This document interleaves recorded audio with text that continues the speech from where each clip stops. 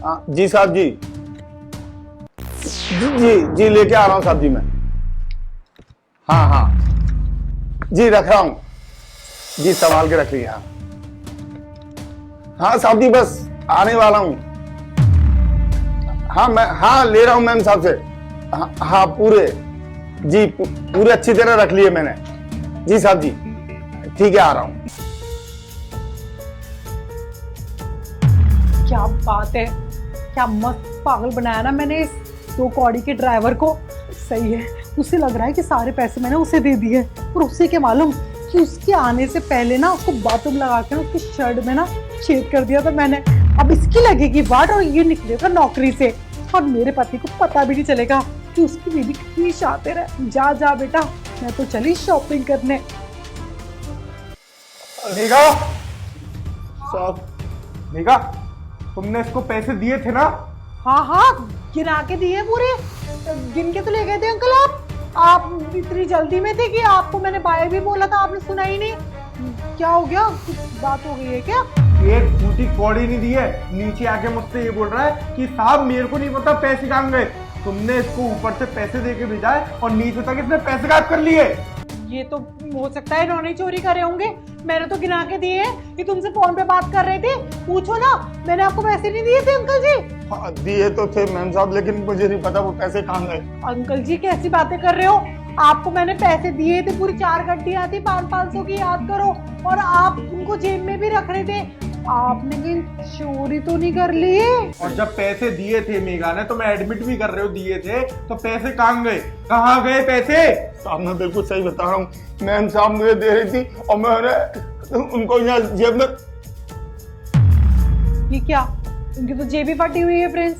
समझ गया मैं मेघा, इसने ना पूरी प्लानिंग से काम किया है। तुमने पैसे दिए, इसने ऊपर वाली जेब में रखा होगा तुम्हारे सामने, और हमें पागल बनाने की कोशिश कर रहा है। जेब फाड़ के आ गए, यहाँ पे गड्डियां कहीं रख दी है इसने हमारे घर में छुपा के। मैंने तुमसे 10 बार बोला है कि अपने आके ना सिक्योरिटी गार्ड ड्राइवरों पे ना इतना विश्वास मत किया करो, इन लोगों को मत भेजा करो पैसे लेने के लिए, इन लोगों की ना नीयतें खराब हो जाती हैं। बिल्कुल सही बोल रहे हो तुम, शर्ट की जेब फाड़ दी है ताकि वो चोरी की चोरी कर ले, कोई इनके ऊपर इल्जाम भी ना लगा पाए और ना ही ये जेल जा पाए। पर ऐसा कुछ होने नहीं वाला अंकल जी, आप ना यहाँ से कहीं और नहीं, आप सीधे जाओगे जेल। नहीं मैं सच कह रहा हूँ, सच कह रहा हूँ साहब, मुझे नहीं पता ये कैसे फटी है। मैंने रुपए इसी में रखे थे। हाँ साहब रुपए रखे, कहीं ऐसा तो नहीं है साहब, वहीं चल के देखते हैं। मैंने रुपए रखे साहब, कहीं नीचे नहीं गिर गया हूँ वहीं पर। मैं सच कह रहा हूँ, आपने दिए थे, मैं ये मना नहीं कर रहा हूँ, मालकिन आपने दिए थे। आप मेरी बात करो। अंकल मेरी बात सुनो ध्यान से, इधर सुनो मेरी बात। मैंने ना आपको जब पैसे दिए थे ना, जब मैं आपको बोल रही थी ठीक है अंकल, आपने सुनी नहीं थी, आप जल्दबाजी में निकल गए थे। उसके बाद में ना पूरा आधा घंटा में मैं उसी रूम में बैठी रही थी। अगर पैसे वहां गिरे होते तो मैं फोन लगा के बोलती नहीं प्रिंस को कि पैसे यहीं रह गए हैं। मैं स्टूपिड हूँ कि मेरे को मालूम है कि कोई पैसे लेने आने वाला, उनका कितना नाम खराब होगा और मैं इस तरीके की हरकतें करूंगी।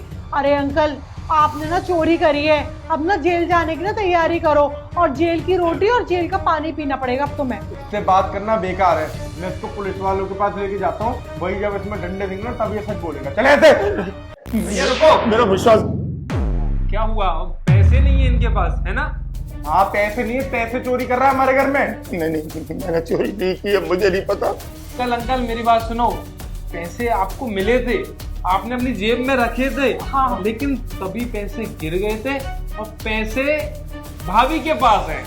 क्या बकवास कर रहे हो आप, कुछ भी बोले जा रहे हो। इस 2 कौड़ी के ड्राइवर को बचाने के लिए कुछ भी इल्जाम लगाओगे।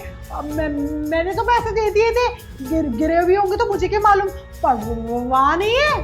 भाभी जो भी तुमने प्लानिंग की थी ना, वो सब कुछ मैंने अपनी आंखों से देखी है और मैंने अच्छे से रिकॉर्ड भी की है किस तरीके से तुम गरीब ड्राइवर को फंसा रही हो। भैया मैं बताता हूँ, भाभी ने ना जब ये कॉल पे बात कर रहे थे तो इनकी जेब का ना धागा निकाल दिया था, तो उसमें से जगह हो गई और भाभी ने अपने पैर में एक प्लेट फंसा रखी थी, जिससे वो पैसे गिर गिर के ना प्लेट में जाते गए। मैंने आपको वीडियो दिखाता हूँ, वीडियो भी बनाई है ना मैंने। अरे क्यों दिखानी है? हाँ भाभी कोई बात नहीं, देखने दो, भैया को भी तो पता चले कितनी शातिर लड़की से भैया ने शादी की। हाँ साहब देखो। क्या मतलब मेघा, वो 1.5 लाख रुपए तुमने अपने पास रख लिए और मैं अभी तक अंकल जी को गलत समझ रहा था। इनसे मैंने पता नहीं क्या क्या बोल दिया। और प्रेम अगर सही वक्त पे नहीं आता तो मैं तो उनको पुलिस के हवाले कर देता और ये कुछ भी नहीं कर पाते। ये लो भैया पैसे। वो प्रिंस, मैं तुमसे कितने दिनों से पैसे मांग रही थी, तुम ही हो जो मुझे पैसे नहीं दे रहे थे। तुम्हें पता है ना कि मुझे शॉपिंग पे जाना था, तो इसलिए ना मैंने सोचा कि इस ड्राइवर को फंसा देती हूँ, ये फंस जाएगा, जेल चला जाएगा और मेरे को पैसे भी मिल जाएंगे। अरे शर्म आनी चाहिए, अपनी शॉपिंग के चक्कर में तुम किसी को जेल भेजने के लिए तैयार हो। मुझे ना ऐसी लड़की के साथ रहना ही नहीं है जो लड़की शॉपिंग के चक्कर में ये भी नहीं देख रही कि उनका भी परिवार होगा, उन्हें भी घर जाना है। अगर मैं पुलिस के पास इन्हें ले जाता ना, ये बेचारे कभी बाहर भी नहीं आ पाते, क्योंकि इनके पास तो इतने पैसे ही नहीं है कि वकीलों को पैसे दे पाए। और ये सड़ते रहते जेल में। मेरे को ना तेरे साथ रहना ही नहीं है, चुपचाप से अपना बोरिया बिस्तर बांध और निकल यहाँ से। बिल्कुल सही बोल रहे हो भैया। पता नहीं आगे और क्या क्या करेंगी। शायद पापा के भी पैसे जो चोरी होती है भाभी ने तो नहीं उड़ा दिए। अरे मैं सारे बता दूंगी। बताएगी तू अब अपने घर जाके। अपना बोरिया बिस्तर बांध और घर जाने की तैयारी कर। छोटे सरकार, आपका बहुत बहुत शुक्रिया छोटे सरकार, वरना मुझ गरीब को तो बड़ी बुरी आफत आ जाती, कहीं का नहीं रहता मैं।